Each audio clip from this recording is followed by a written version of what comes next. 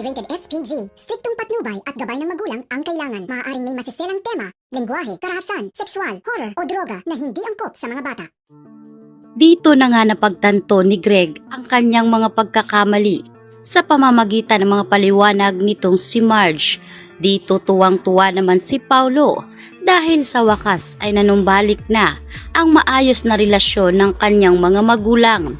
Kinausap din ni Edward si Marge at sinabing nais umano niyang magpatulong kay Marge para nang sa ganon ay mahimasmasan ang kanyang ama at bumalik na rin sa kanilang tahanan itong si Regina Torrecampo. Nagdesisyon kasi si Regina na umalis muna pansamantala sa kanilang tahanan dahil sa iskandalong sunod-sunod na nangyari at hindi nga kayang harapin ito ni Regina. Kaya naman, agad-agad ay tinawagan nga ni Marge itong si Regina at sinabing nais umano nitong makipag-usap. Ang hindi alam ni Regina ay sinorpresa siya ng kanyang pamilya at doon nagkaisa sila at nagulat si Regina sa kanyang mga susunod na makikita.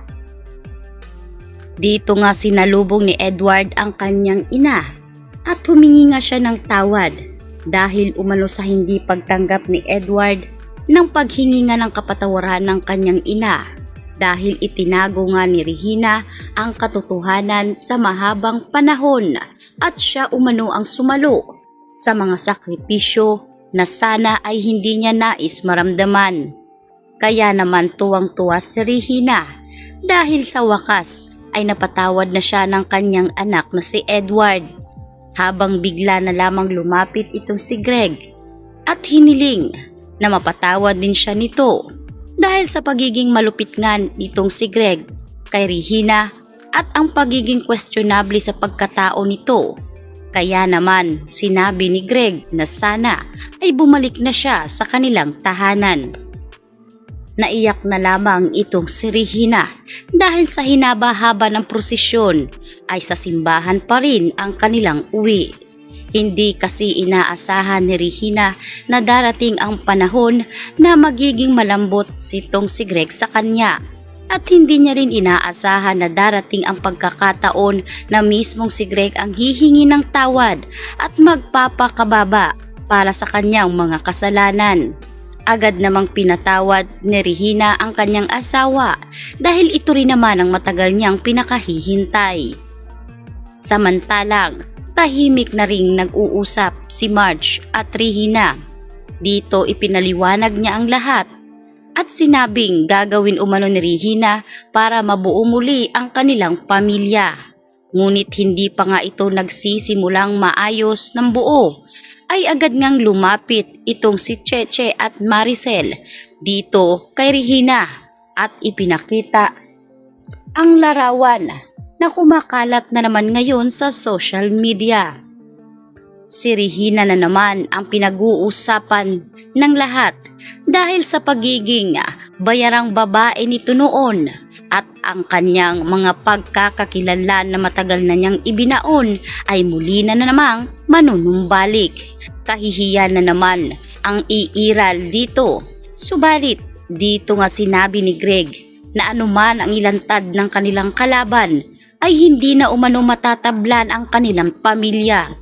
Bukas palad niya umano itong tatanggapin, aayusin upang sa ganon ay hindi na mas lumala pa. Dahil kung meron mang nakakakilala kay Regina ay si Greg iyon at hindi niya na dapat pambalikan ang mga nakaraan na matagal nang ibinaon sa lupa. Kaya naman sa mga sinabi ni Greg ay para bang nabunutan ng tinik si Regina at ang pag-aalala ay nawala sa kanyang dibdib. Aalamin ngayon ni Greg kung sino ang nagpakalat sa naturang larawan dahil kinakailangan umanong magbayad nito dahil sa mga eskandalo at kahihiyan na ibinigay nito sa kanyang pamilya. Sa pagkakataong ito ay humupa na ang lahat. Dito na naman nagbukas ng panibagong tahanan si Paulo dahil pinili na ni Paulo at Marge na mag-iba na ng kanilang tirahan dahil alam ni Paulo na kahit tanggap siya ng kanyang amang si Greg bilang anak ay mas mainam kung bubukod na sila. Ngunit hindi naman nila inaasahan na eksena na naman itong si Thea. Si Thea na nakipagsabuatan dito kay Aldrin, at dahil hindi na nga matibag-tibag ni Aldrin ang matibay na pundasyon ng pamilya Torrecampo, ay dito nga inutusan ni Aldrin si Thea na gumawa ng paraan para mabawasan ang mga Torrecampo, at kinakailangan umanong unahin ni Thea itong si Regina, dahil si Regina nga ang may malaking atraso kay Aldrin dahil sa ginawa nga na pakikipaglaguyo nito sa ama niyang si Walter, dahilan para mawalan siya ng ina ng mas maaga. Kaya naman naghakot si Thea ng tubo at inipon niya ito. Sinadya niyang dalhin sa taas ng gusali at ihulog mismo sa kinatatayuan nitong si Regina. Subalit nabantayan ito ni Marge at Edward, kaya naman hindi agad nadali si Regina. Sa kasamaang palad ay nasaktan nga itong si Marge. Kaya naman dali-daling dinala itong si Marge sa ospital para gamutin ito sa kanyang mga sugat. At dito rin nalaman na rin ni Greg kung sino ang nagpapakalat ng mga larawan na kung saan si Aldrin nga ang nakita sa naturang ebidensya. Kaya naman sinabi ni Greg na gagawin niya ang lahat para hindi na makalaya si Aldrin. Tatanggalin niya na rin si Aldrin bilang CEO ng kumpanya dahil alam niya na magiging sagabal at panganib si Aldrin para sa kanyang mahinahon na pamilya. Dito matapos nga ay inilaglag naman ni Aldrin sa mga pulis itong si Thea. Diniin ni Aldrin si Thea dahil si Thea umano ang nagplano ng lahat. Kaya naman si Thea ay naging wanted na sa batas. Ngunit itong si Thea ay hindi umano siya papayag na makulong. Kaya nagpatulong siya kay Aldrin. Subalit itong si Aldrin ay kinakailangan niya na ring iligpit si Thea dahil magiging sagabal ito sa kanyang mga susunod na hakbang. Kaya naman madalingang natapos ang buhay nitong si Thea at hindi man lang siya nakaganti sa mga taong gusto niyang gantihan sa mga oras na iyon.